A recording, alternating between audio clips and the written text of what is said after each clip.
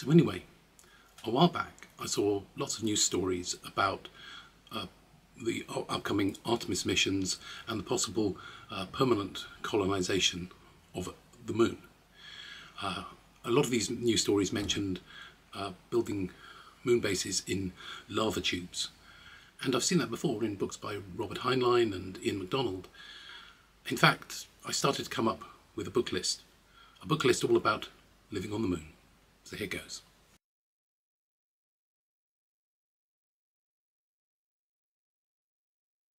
Hello, I'm Tim and I have too many books. What I wanted to do here is pick some books that are all about living on the moon. Not necessarily about getting there, but what it is like to try to live and survive and thrive on the moon.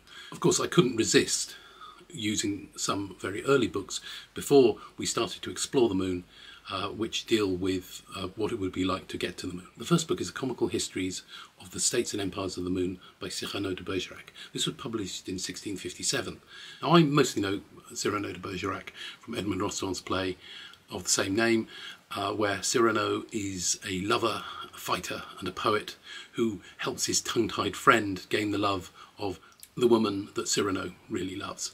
Although this play is a romance on the real Cyrano de Bergerac's life, it actually follows a lot of the real facts that we know about Cyrano de Bergerac, including a brief interlude where Cyrano describes his trip to the moon as a way to distract the antagonist in the play from getting at the love interest Roxane. The real Cyrano de Bergerac was indeed a fighter and a poet, and wrote a book about going to the moon and all the people he found there. Now, like a lot of literature at the time, it is kind of a dialogue that debates the different systems of government and societies in the moon compared to the Earth. This is fairly common for this time, and also we see echoes of it in later books like Gulliver's Travels, and in fact Gulliver's Travels does it quite a lot better than Cyrano de Bergerac, but it's certainly a very interesting book. Jules Verne, in his books From the Earth to the Moon and Around the Moon, published in 1865 and 1867, references Cyrano de Bergerac, but presents a more scientifically based way of getting to the moon than Cyrano de Bergerac did. Jules Verne must have started writing From the Earth to the Moon in 1865, just as the American Civil War was ending, and it is set in America, and is something of a paean to the great artillerymen who caused so much destruction on the fields of battle during the Civil War, which I do find rather odd, and it does feel rather odd from a modern standpoint. In From the Earth to the Moon, we have the Baltimore Gun Club who decide to fire a shell onto the moon and set about building a huge cannon to launch them there. About two-thirds of the way through the book, suddenly we get a Frenchman barging his way in, and certainly having had what felt like a fairly scientific rigour in early parts of the book, we suddenly get this Frenchman who starts spouting all kinds of, well, it felt to me like pseudo-scientific rubbish. But one of the things about it is that he's very well received by the Baltimore Gun Club, and they actually take on board a lot of his ideas, in part to try to prove him wrong, but also because it spurs them to more innovation, and in fact allows them to build a capsule where they can send people to the moon rather than just sending a shell to the moon. Slight spoiler for Around the Moon, because this is a sequel written several years later, in which Jules Verne tells us what happens when they fire the capsule towards the moon and it misses, and what happens to the people on board the capsule and what they think of the moon. That book is not quite as good as From the Earth to the Moon, but it's certainly well worth reading. In The First Men in the Moon, published in 1901 by H.G. Wells, Wells again references Jules Verne in his story about a businessman who, having failed in business, decides he wants to write a play, then gets involved with a scientist called Cavour, who has invented a material that can change gravity. They build a capsule to go to the moon, and having got there, they encounter various life forms on the moon, and we get an investigation of how the atmosphere on the moon works. The main narrator, Bedford, the businessman, escapes the moon back on the capsule and comes to Earth, publishes an account of his adventures there, and begins to be contradicted because people start hearing radio transmissions from the moon from Cavour, who has been stranded on the moon and is working with the moon creatures to recreate his material Cavorite. We zoom forward several decades to 1961 with the book The Fall of Moondust by Arthur C. Clarke. This book has some historical significance to the Apollo program because it uses a current theory in the early days of potential moon exploration, where people believed that there were large seas of moon dust which was so soft and yielding that the spaceships would sink into it on landing on the moon.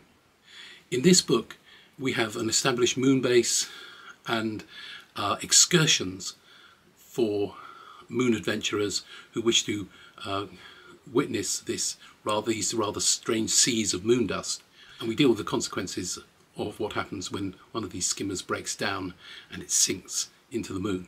This is actually a rather thrilling book in many ways, and I found it really interesting to read.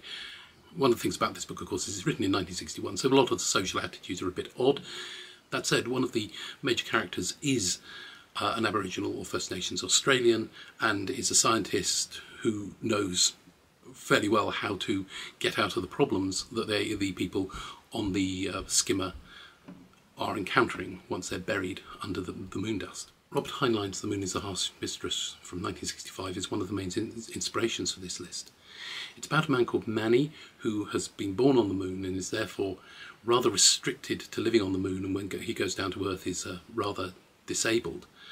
The moon has become a place where you dump all your prisoners and political undesirables. And these people of the moon rebel against the lunar authority and try to set up their own independent state. It's very reminiscent of the American Revolution, say, or other anti-colonial revolutions.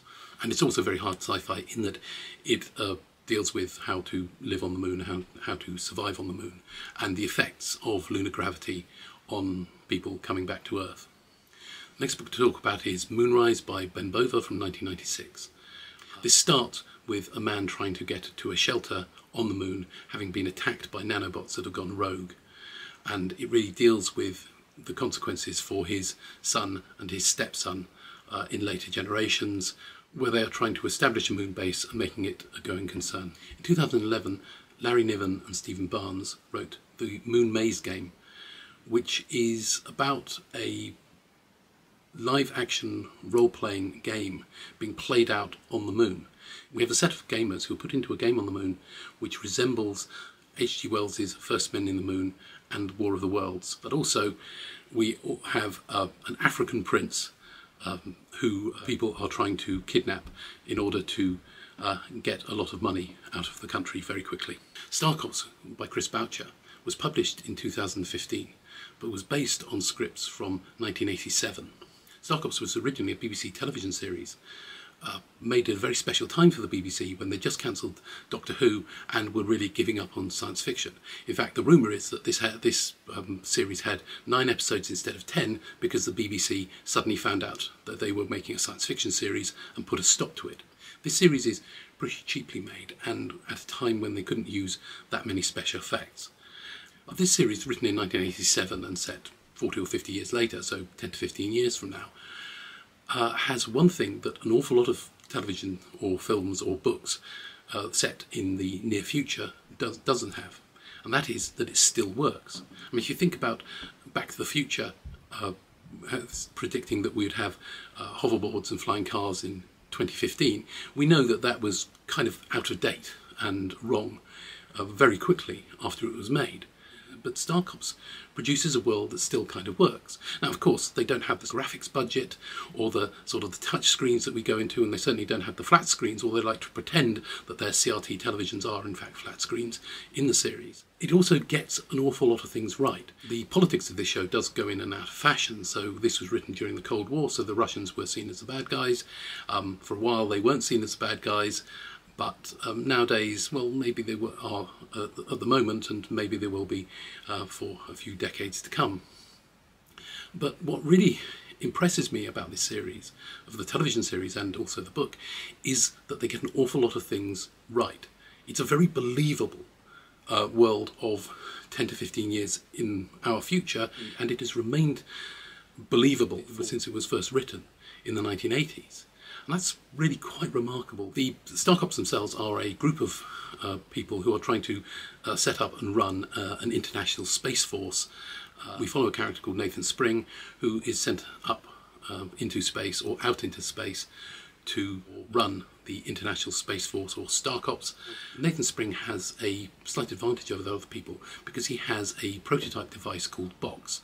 Box is about the size of the box that a mobile phone comes in. Box is able to interface with almost any device, hack into almost any device, draw power from any suitable outlet, and also is entirely voice controlled. Does that sound familiar? Yes, I think we all have one of these days. And also Box speaks with Nathan Spring's voice. It is trained on his speech patterns. And this might sound a bit familiar from large language models from like ChatGPT, which are trained on the way that people write and speak. Also from 2015 is in McDonald's Luna, New Moon. This is a first of a trilogy of novels by Ian McDonald, which deals with the Corta Corporation, who are one of the 5 dragons, the 5 major corporations of the moon, and gets into the machinations and the fights between these different corporations. There's no real earth law on the moon, it is only corporate law.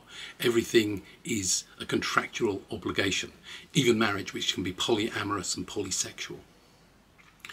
This is an extremely good series and really got me into reading Ian McDonald, who is definitely a writer that, if you haven't caught him already, he's very, very much worth reading. Artemis by Andy Weir, written in 2017, was not quite as good as The Martian, but certainly very interesting. It deals with a character called Jax Bashira, who is a janitor and smuggler on the moon, and her adventures in trying to prevent the moon base from being destroyed. It also features a trip to the original landing place of Apollo 11, which is always quite an interesting thing to deal with when we're talking about the moon. Kim Stanley Robinson's book Red Moon, written in 2017, is set in 2047 in the centenary year of the Chinese Communist Party, and deals with a potential revolution happening within China, but also with large amounts of references to the moon. One of our main characters is Fred Fredericks, who's an American who has gone to the moon to present a Chinese representative with a quantum entangled communications device. Unfortunately, everything goes wrong. There is an assassination. He has to escape from the clutches of various factions within the Chinese authorities on the moon and on Earth. And he gets involved with a pregnant resistance leader who is looking to reform the Chinese Communist Party in some way, or to bring the whole thing down. There's also some involvement from an AI operated by a mysterious Chinese contractor who is working for the government, but also might be working for themselves or for a better future for China. It's a fascinating book, and it does feel very realistic in the science of both going from the Earth to the moon and what it's like to exist on the moon and survive on the moon. So far I've talked about books that I've read, but here are some books on my TBR. We start with The Lunatic Republic by Compton Mackenzie. This is written in 1959 and set in 1995. It's probably not a politically correct book. One of the main characters is a Chinese scientist called Tin Pan, which is not promising at all. Compton Mackenzie is, however, a very interesting writer. He wrote the book Whiskey Galore, which was the basis of a classic film and an OK film. He also wrote Monarch of the Glen, which is all about a laird taking over a Scottish estate. His books are mainly comical and rather interesting. So this is him going into the moon and satirising lots of sort of politics from the 1950s. It does sound extremely interesting, but might not be particularly politically correct. The next book on my TBR is The Golden Globe by John Varley. This is about a moon civilization built by refugees from Earth who have had to flee Earth because it was invaded by aliens. These refugees have set up bases on the moon and also on in different parts of the solar system in order to survive and plot retaking the Earth from the aliens. Sounds very, very interesting.